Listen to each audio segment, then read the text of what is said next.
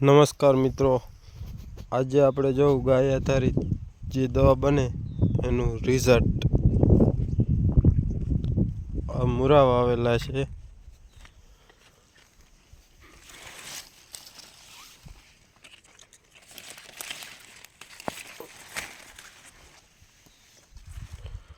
જો મૂરામાં કોઈ જાતનો બગાડ નથી.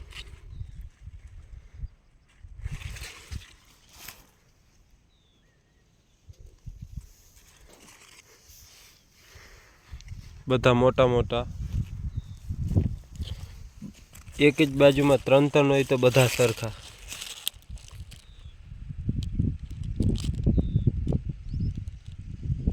જોઈ શકો છો.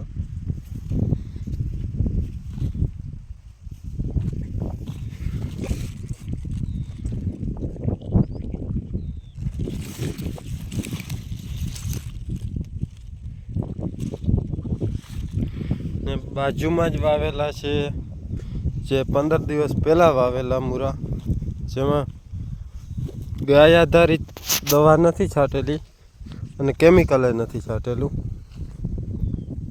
એ મૂરા કેવા છે એ જ બતાવું. આ મૂરા છે, આમાં ગાય આધારિત દવા નથી છાંટેલી ને કેમિકલવાળી બી દવા નથી છાંટેલી. જોઈ લો મૂરા, આમાં રોગ જીવાત જો.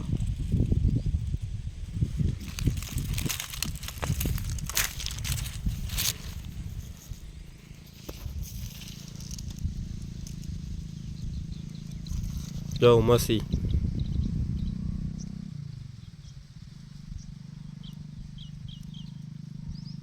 કેટલી મસી છે આમાં. બધા મૂરા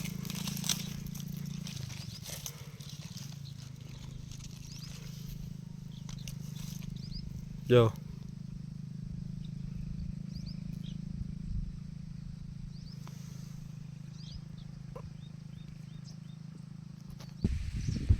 જોઈ શકો આ પાંદડાની હાલત.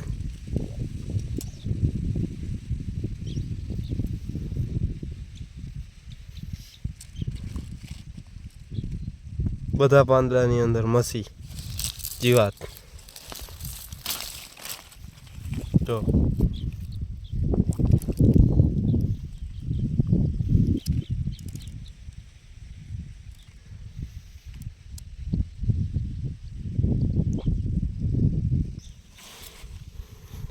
આ મૂરા છે ગાય આધારિત જે બધી દવા વાપરેલી એ મૂરા.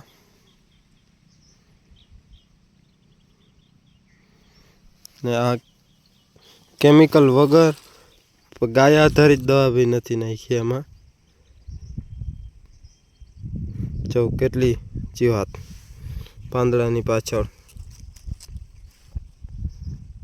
પાછળના ભાગમાં. અને આમાં એક પણ નથી જીવાત. આ રિઝલ્ટ ગાય આધારિત ખેતીનું. એક પાંદડું નહીં, બધી પાંદડાની અંદર જોવાની છૂટ.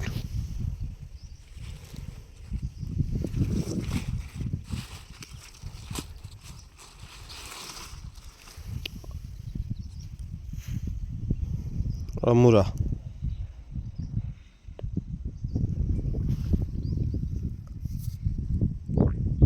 પાંદડાની અંદર ક્યાંય ખરાબ નંબરે.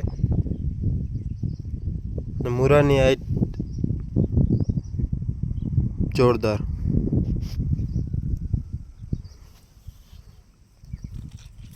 ગાય આધારિત ખેતીનું રિઝલ્ટ જોઈ શકો. આ કેમિકલ વાળી નથી અને ગાય આધારિત દવા નથી છાંટી આમાં. જે ઓર્ગેનિક દવા હોય. આ જીવાત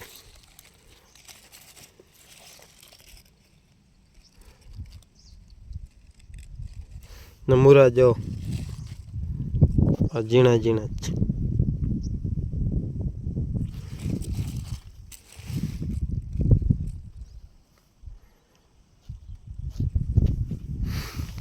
એટલે ગાય આધારિત ખેતી કરો, સારું ખાવાનું મળે.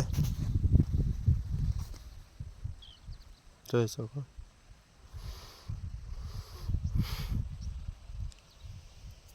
ધન્યવાદ. આવા જ વિડીયો માટે અમારી ચેનલને સબસ્ક્રાઈબ કરો.